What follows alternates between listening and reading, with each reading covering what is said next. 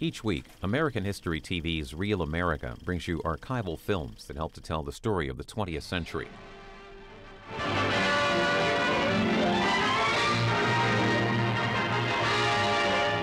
One of the most precious privileges in the world today is the right to vote, to choose the man who will head the most powerful nation in the world during the next 4 years. The candidates have been named. The choice is yours. In the 1960 presidential election, more than a third of the eligible voters did not go to the polls. Only about 100,000 votes out of 69 million made the difference between victory and defeat. So no one can say his vote doesn't count. One vote could change the course of history. The supporters who turn out to hear Senator Goldwater are sometimes as large as this mammoth rally, sometimes smaller, but always they are fervently for him all the way.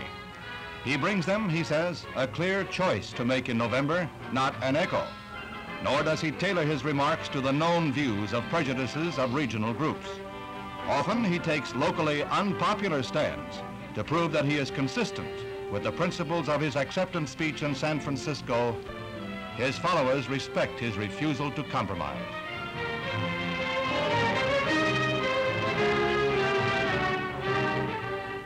Since Labor Day, Senator Goldwater has traveled tens of thousands of miles to discuss the issues of the campaign.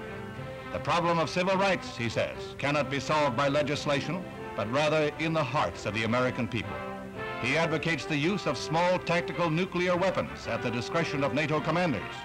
And he charges the Democrats with being soft on communism. These are old words to you, but appease an aggressor, try to make friends with him, and eventually you'll have to go to war with him, unless you're willing to hand over your freedom without a fight, and I don't think Americans are. I speak as you speak, for peace, not war, when I say that America must take a firm line with communist leaders until their evil system ceases to threaten the world and threaten the freedom of man and the peace of the world. Other Goldwater charges are failures in South Vietnam, too much presidential power, and the decline of morality in our times. Barry Goldwater Jr. and the candidate's 3 other children work in a campaign that's notable for participation by families of all candidates. Also pitching in to help is Peggy Goldwater. Though by nature the shyest of all the contenders' wives, she, with or without her husband or children, makes public appearances where she thinks it might further the cause.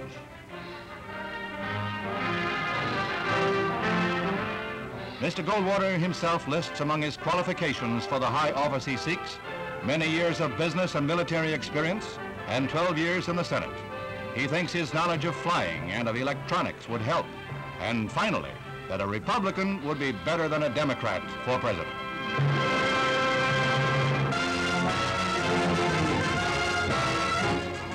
But Mr. Goldwater himself has admitted he is the underdog against a formidable opponent in President Johnson. However, the president, in turn, respects the intense campaign drive put on by the senator. Mr. Johnson carried his case to the people. Ignoring pleas from his staff and the Secret Service, he tries to shake every hand that reaches for his. To many, of course, he is the president first and a candidate second, but his speeches draw resounding cheers. As with the Goldwaters, the Johnson family is busy on the campaign trail. The 2 daughters, Lucy and Linda, find fertile politicking at barbecues, while their mother boards the Lady Bird special for a whistle-stop tour of the South where Democratic defection threatens.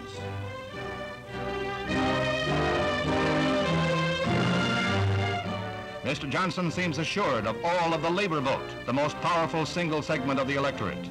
Day in and day out, he hammers at what he calls Goldwater's nuclear irresponsibility. His oft-repeated theme is unity and continuity, with a Democratic president, of course. A united country, a unified America, submerging petty difference in common purpose, will find no limit to its achievement. We have the knowledge, we have the resources, we have the tools.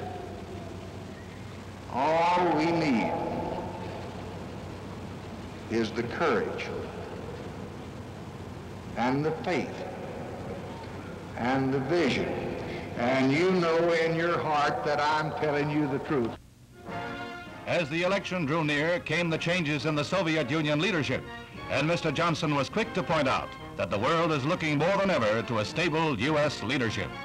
Mr. Johnson set out on a political career 27 years ago, a road that led to the White House. Now the day approaches that he may have dreamed about in Texas long ago, to be elected to the office that had been thrust upon him when tragedy struck in Dallas. When the polls open, November 3rd, it will be you who will decide which man will carry on for the nation. You can watch Real America every weekend on C-SPAN 3's American History TV. And you can view our archive of programs online at cspan.org. Search for Real America and browse the topics.